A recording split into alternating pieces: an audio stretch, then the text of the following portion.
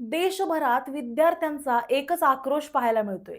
नीट UG paper leak पासून ते शिक्षण व्यवस्थेतील अनेक प्रश्नांवरून सध्या आंदोलन सुरू आहे. धर्मेंद्र प्रधान यांच्या राजीनाम्याची मागणी केली जाते. विरोधक आक्रमक आहेत, तरुण रस्त्यावर उतरलेत, पण तरीही एक प्रश्न कायम आहे. एवढा दबाव असताना सुद्धा धर्मेंद्र प्रधान यांचा राजीनामा का घेतला जात नाहीये? पंतप्रधान नरेंद्र मोदी आणि भाजप त्यांच्या मागे एवढं ठामपणे का उभं आहे? याचं कारण समजून घेण्यासाठी धर्मेंद्र प्रधान यांची राजकीय कारकीर्द पाहावी लागेल. नमस्कार, मी सारिका आणि तुम्ही पाहत आहात पॉलिटिकल महाराष्ट्र.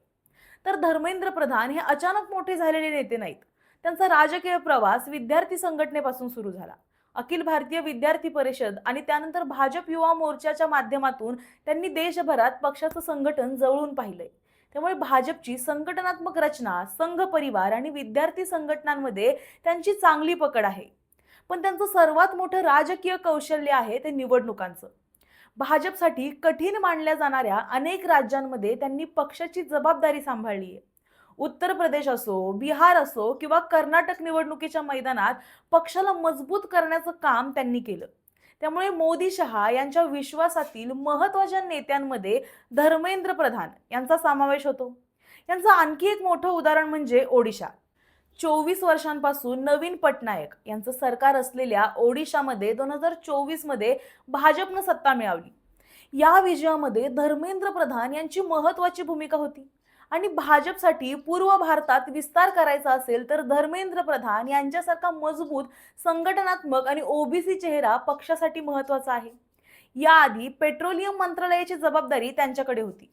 मोदी सरकारच्या उज्ज्वला योजनेचा मोठ्या प्रमाणावर प्रचार आणि विस्तार करण्यात त्यांची महत्त्वाची भूमिका होती. त्यामुळे प्रशासन आणि पक्ष संघटन या दोन्ही आघाड्यांवर त्यांचा ट्रॅक रेकॉर्ड भाजपच्या बाजूने आहे. आता शिक्षण मंत्रालयाची गोष्ट. राष्ट्रीय शैक्षणिक धोरण 2020 हा मोदी सरकारच्या मोठ्या अजेंड्याचा भाग आहे. देशभरात हे धोरण लागू करण्यासाठी केंद्र आणि राज्यांमध्ये समन्वय साधण्याची जबाबदारी शिक्षण मंत्रालयावर असते. आणि ही प्रक्रिया सुरू असताना धर्मेंद्र प्रधान यांना हटवणं सरकारसाठी सहज निर्णय घेण्यासारखं नाहीये.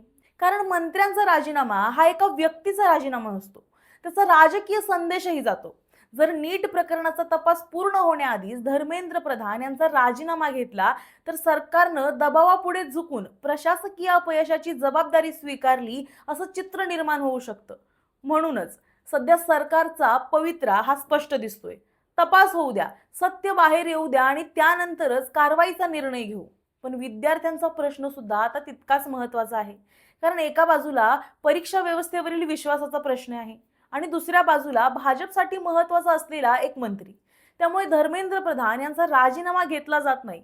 यामागे फक्त नीट प्रकरण नाही तर त्यांचं भाजपमधलं राजकीय महत्त्व हे सुद्धा मोठं कारण आहे. आता प्रश्न एवढाच आहे, तपास पूर्ण झाल्यानंतर तरी सरकार धर्मेंद्र प्रधान यांच्यावर कारवाई करणार का?